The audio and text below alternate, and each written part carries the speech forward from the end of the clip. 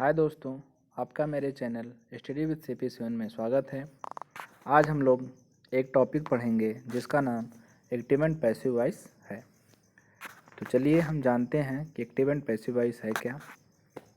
तो active voice में क्रिया द्वारा कर्ता को प्रधानता दी जाती है, जैसे राम राइट्स ए लेटर या ही ईट्स ए मैंगो। ठीक है, आगे बढ़ते हैं।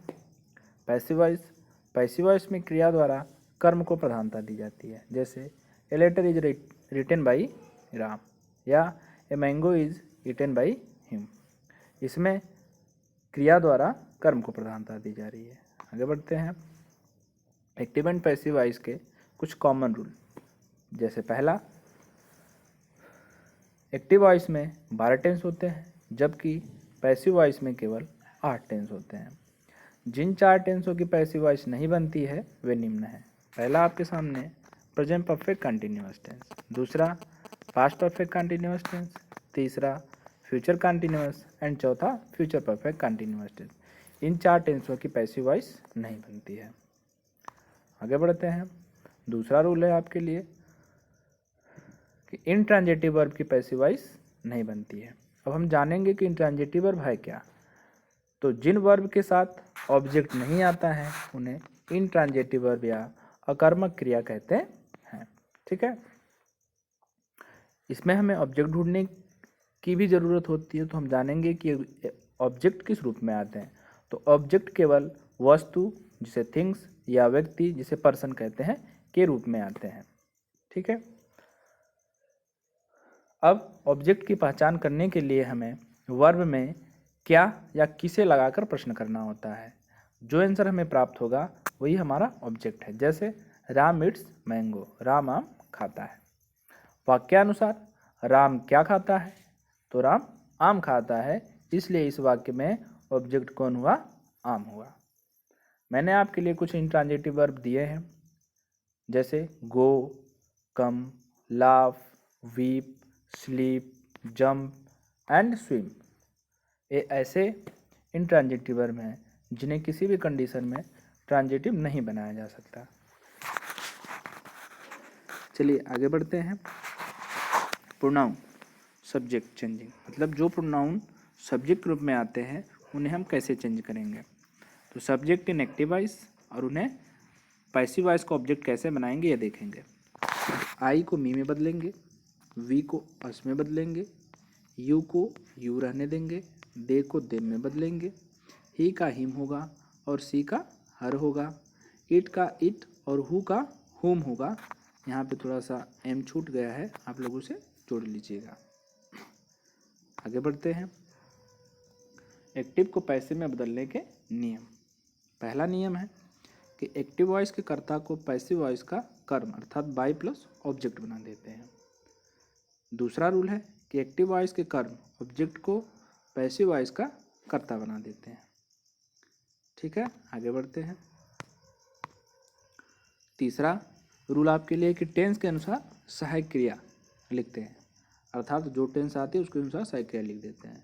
चौथा रूल है, आप इसे मोस्टली याद रखिएगा, कि पैसिव वॉइस में हमेशा वर्ब की थर्ड फॉर्म लिखी जाती है। ठीक है, आगे बढ़ते हैं। टेंस संबंधी परिवर्तन के नियम। मैंने नियमों को शॉर्ट में लिखा है, आप इसे समझिएगा।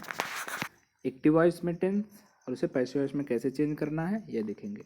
तो प्रेजेंट इंडेफिनिट टेंस, अब इसकी पहचान एक्टिव वॉइस में वर्ब में यस यस लगा हो या डू डज हो तो उसे जानेंगे कि प्रेजेंट इंडेफिनिट है, और उसे पैसिव में बदलते समय सहायक क्रिया is am are plus verb का थर्ड फॉर्म का यूज करते हैं। आगे देखते हैं। प्रेजेंट कंटिन्यूअस टेंस, अब इसकी सहायक क्रिया is am are plus verb plus ING.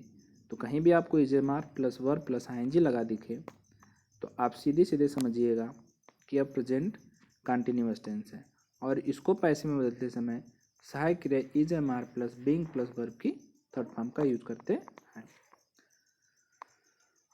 तीसरा टेंस है हमारा प्रेजेंट परफेक्ट टेंस।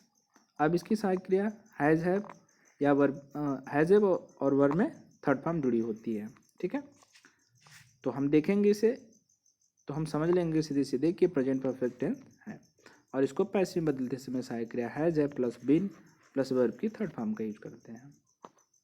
ओके, अगला टेंस है प्रेजेंट परफेक्ट कंटिन्यूअस टेंस। तो मैंने आपको आगे वाले रूल में बताया कि प्रेजेंट परफेक्ट कंटिन्यूअस टेंस का पैसिव वॉइस नहीं बनता है, इसलिए हम इसे नो चेंज कर देंगे। ओके, आगे बढ़ते हैं। पास्ट टेंस को देखते हैं कि पास्ट इंडेफिनिट टेंस।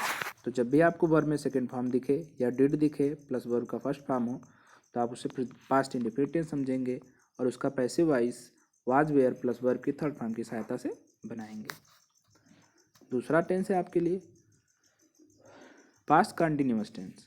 अब आपको कहीं भी was were plus verb plus ING दिखे तो आप उसे पास्ट कंटिन्यूअस समझेंगे और उसकी passive voice was were plus being plus verb की थर्ड फॉर्म से बनाएंगे।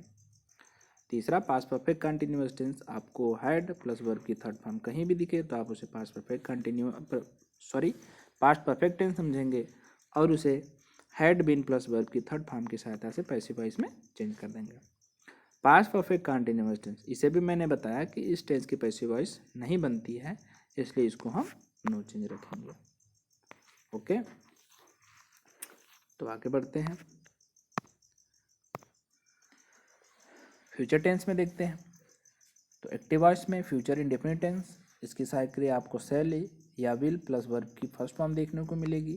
तो जब भी आपको यह दिखे सीधे ही समझिएगा कि वो फ्यूचर इंडेफिनिट टेंस है और इसको हम पैसिव वॉइस में shall be will be plus verb की थर्ड फॉर्म की सहायता से बदलेंगे। यहाँ पे मैंने थर्ड लिखना भूल गया, इसलिए आप लोग देख लीजिएगा उसे।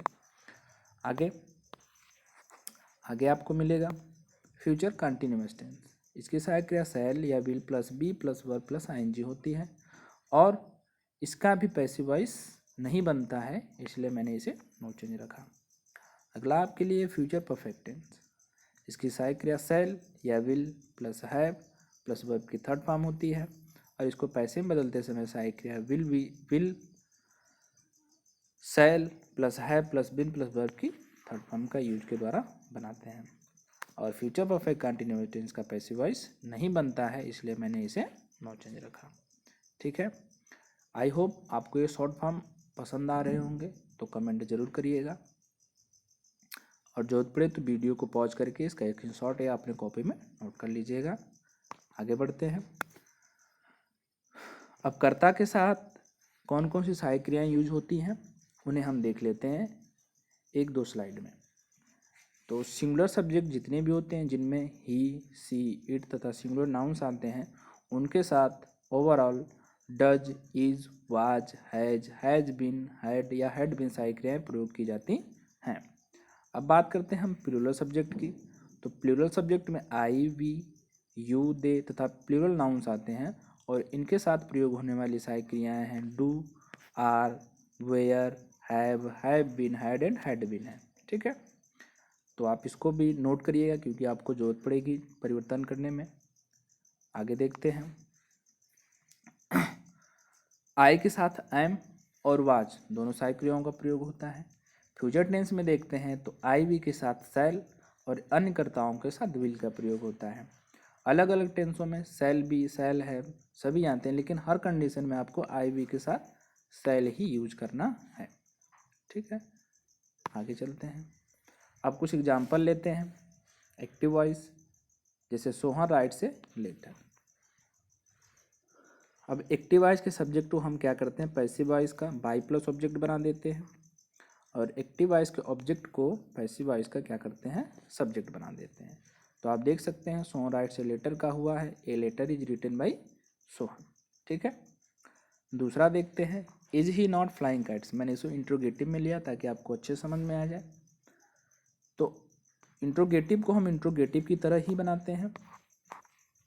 तो इसमें हम आर रखेंगे क्योंकि यहाँ पे जो हम सब्जेक्ट बनाएंगे काइट्स यह प्लूरल में है, तो इसके लिए आर यूज होगा। तो are kites not being flown by him, इसका यह हो जाएगा। आगे देखते हैं। अगला एक्टिव वॉइस है ही रोट ए स्टोरी। अब रोट लगा है अर्थात वर्ब का सेकेंड फॉर्म है, वर्ब का सेकेंड फॉर्म है। तो वर्ब का सेकेंड फॉर्म किस में यूज होता है पास्ट इंडेफिनिट टेंस में। ओके,